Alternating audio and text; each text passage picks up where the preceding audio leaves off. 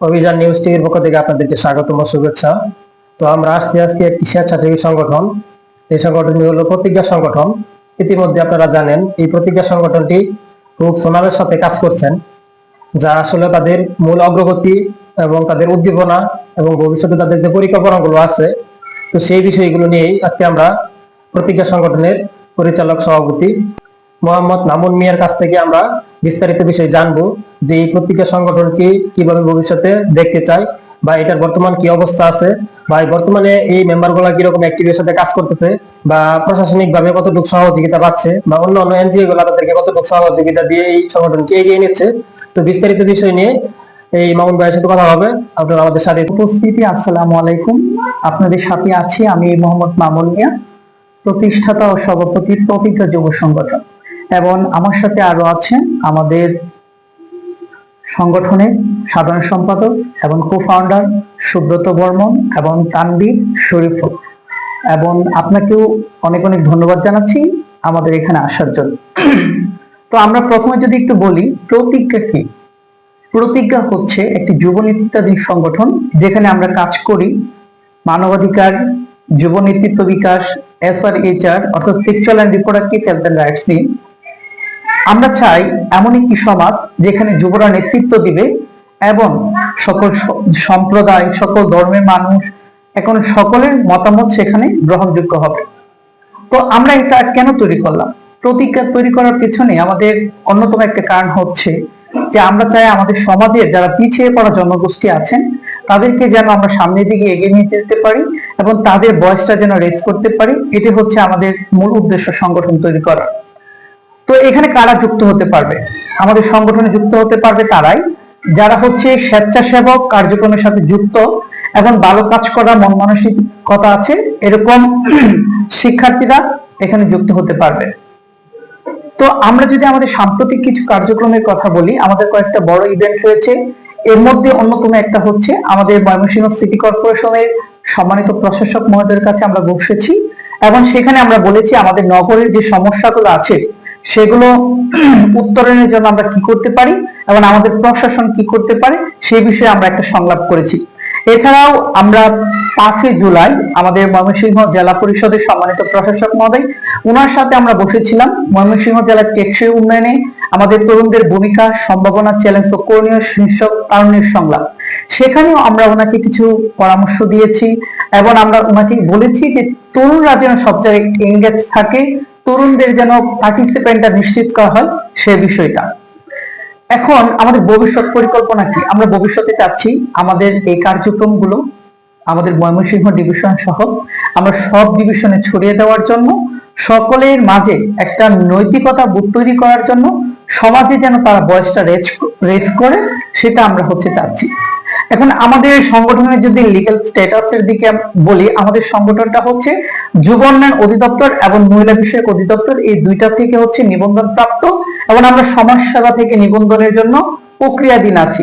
তো আমাদের কার্যক্রমগুলোতে যুব উন্নয়ন অধিদপ্তর, মহিলা বিষয়ক অধিদপ্তর, সমাজ সেবা এবং আরো সরকারি যারা স্টেক হোল্ডার আছে, গভর্নমেন্টের যারা আছেন তারা আমাদেরকে সার্বিকভাবে সহযোগিতা করে। আমাদের প্রতিজ্ঞা যুব সংগঠনের অন্যতম একটা অ্যাচিভ হচ্ছে ব্র্যাকের রাইট শেয়ার রাইট নাও প্রজেক্টের মাধ্যমে সারা বাংলাদেশ থেকে আমরা হচ্ছে ফার্স্ট হয়েছি। এছাড়াও আমরা জাগো ফাউন্ডেশন ট্রাস্টের থেকে সমতায়ন প্রজেক্ট নামে সেখান থেকে আমরা একটা ফান্ড পেয়েছি। আওয়ার ভয়েস আওয়ার ক্লাইমেট সেখান থেকে আমরা একটা ফান্ড পেয়েছি এবং সাম্প্রতিক সময়ে আমরা বিএসও বাংলাদেশ থেকে youth leadership and civic engagement for community resilience এই প্রজেক্টটা আমরা হচ্ছে বাস্তবায়ন করেছি। তো আজকের এই এই সম্মেলন থেকে বা আজকের এই অনুষ্ঠান থেকে আমরা বলবো যারা হচ্ছে সমাজে ধনী শ্রেণী ব্যক্তি আছেন তারা আমাদেরকে ডোনেট করতে পারেন এবং যারা হচ্ছে ফান্ডটা দেন তাদের কাছে আমাদের অনুরোধ থাকবে তারা যদি আমাদের সাথে ডোনেশন করেন আমাদের সংগঠনকে, তাহলে আমাদের সমাজে যে কাজগুলো আছে সেই কাজগুলো আমরা এগিয়ে নিয়ে যেতে পারবো। আর আমাদের এই কার্যক্রমগুলোর মাধ্যমে আমাদের তরুণরা হচ্ছে ক্ষমতায়িত হয়েছে, তাদেরকে বিভিন্ন জায়গায় ডাকে এবং তারা তাদের যে মতামতগুলো আছে, তারা যে আমাদের সমাজের অংশ, তারা সিদ্ধান্ত গ্রহণ করতে পারে, সেই বিষয়গুলো তারা সকলের মাঝে হচ্ছে তুলে ধরতে পারে। তো ধন্যবাদ। আরো কিছু? আমাদের সংগঠনের ভিশন হচ্ছে আমরা একটি দক্ষ এবং সমতা ভিত্তিক সমাজ চাই, যেখানে যুবরা নেতৃত্ব দিবে, যেখানে মানবাধিকার সুরক্ষা থাকবে, যেখানে কিশোরদের যৌন প্রজনন স্বাস্থ্য সুরক্ষা থাকবে, এবং যেখানে সকল শিশু হাসি মুখে বিদ্যালয়ে যাবে, এবং প্রত্যেকটা মানুষ হচ্ছে তার যে স্বাস্থ্য সেবা সেটা হচ্ছে সঠিকভাবে পাবে। এটা হচ্ছে আমাদের সংগঠনের ভিশন, এবং আমাদের সংগঠনের মিশনটা হচ্ছে আমরা যে এই কাজগুলো করব সেই কাজগুলো যেন আমরা সফলতার সাথে করতে পারি, এবং যুবরা যেন সেখানে অবশ্যই এঙ্গেজ থাকে, সেটাই হচ্ছে আমাদের মিশন। তো আজকের এই আলোচনা থেকে আমরা যেটা বলতে চাই যে সংস্থাগুলো হচ্ছে ফান্ড দেয়, তো আমাদের প্রতিজ্ঞা যুব সংগঠনকেও যেন ফান্ড দেয়, তাহলে আমাদের যে কাজগুলো আছে সেই কাজগুলো আমরা আরো সঠিকভাবে করতে পারবো, এবং আরো বেশি মানুষের কাছে আমাদের যে সেবাগুলো আছে সেই সেবাগুলো হচ্ছে পৌঁছে দিতে পারবো। হ্যালো এভরিওয়ান, আমি সুব্রত।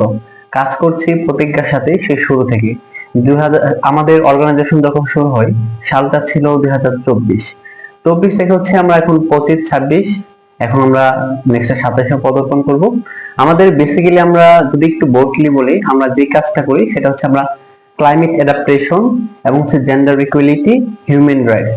আমরা বেসিক্যালি হচ্ছে যারা বিন কমিউনিটি, হরিজন পল্লী এবং হচ্ছে বিহারি ক্যাম্প এবং হচ্ছে খ্রিস্টপুর এরিয়াতে স্লাম আছে, তো এই স্লাম গুলা এবং হচ্ছে এই এরিয়াগুলোতে বেসিক্যালি হচ্ছে মাইমিংসিং অঞ্চলটাতে আমরা প্রাথমিকভাবে ফোকাস করেছি।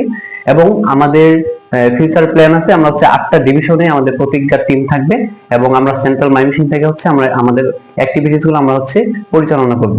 এবং আমরা রিসেন্টলি অনেকগুলা হচ্ছে আমরা মানববন্ধন এবং হচ্ছে অনেকগুলা কাজ করেছি, যেমন এর মধ্যে মাদক বিরোধী ক্যাম্পেইন, এরপর হচ্ছে বিভিন্ন ধর্ষণের প্রতিবাদে আমরা দাঁড়িয়েছি, এবং হচ্ছে আমাদের যারা মেম্বার আছে তাদেরকে আমরা কি প্রোভাইড করি, আমাদের সংগঠনের সাথে যারা থাকে তাদেরকে হচ্ছে আমরা ইথিক্যাল ভলান্টিয়ারিজম, অর্থাৎ তারা এখান থেকে কোনো পয়সা পায় না, তারা বিনামূল্যে কাজ করে, তাদেরকে আমরা শিখাই কিভাবে ইথিক্যাল ভলান্টিয়ারিজমটা মেক করতে হয় কিংবা কিভাবে এই ভলান্টিয়ারিজমটা করতে হয়। আমাদের সংগঠনে যারা কাজ করে তারা একদম টোটালি কোনো টাকার জন্য কাজ করে না, তারা সমাজ চেঞ্জ অর্থাৎ সমাজের নিজেদের রেসপন্সিবিলিটি থেকে তারা সমাজকে পরিবর্তনের জন্য মূলত কাজ করে। আমরাও সেই অঙ্গীকারে 2024 সাল থেকে কাজ করে আসছি।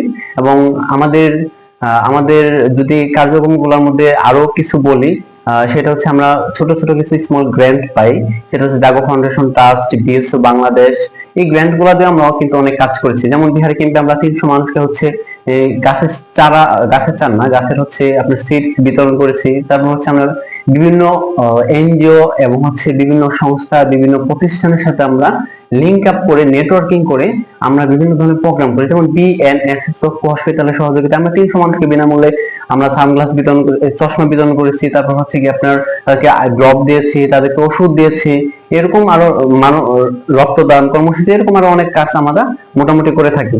তো এই ক্ষেত্রে আমাদেরকে যদি আরো বড় বড় যারা গণ্যমান্য ব্যক্তি আছে কিংবা যারা প্রশাসনিক লেভেলের আছে কিংবা যারা হচ্ছে বিভিন্ন এনজিওর টপ লেভেলের এনজিও গুলো আছে, যদি আমাদেরকে সাপোর্ট দেয় এবং সহযোগিতা করে, তাহলে কিন্তু আমাদের এই ছোট অর্গানাইজেশনটা আমরা অনেক দূর নিয়ে যেতে পারবো এবং আগাতে পারবো। আমরা কিন্তু 150 জন ইউথ নিয়ে কাজ করি, যেখানে সবাই হচ্ছে তরুণ, 18 থেকে 35, সবাই আমরা ইয়াং, এবং মূলত আমরা ইয়াংরা কাজ করি সমাজ সোশ্যাল পরিবর্তনের জন্য, সোশ্যাল চেঞ্জের জন্য এবং ইথিক্যাল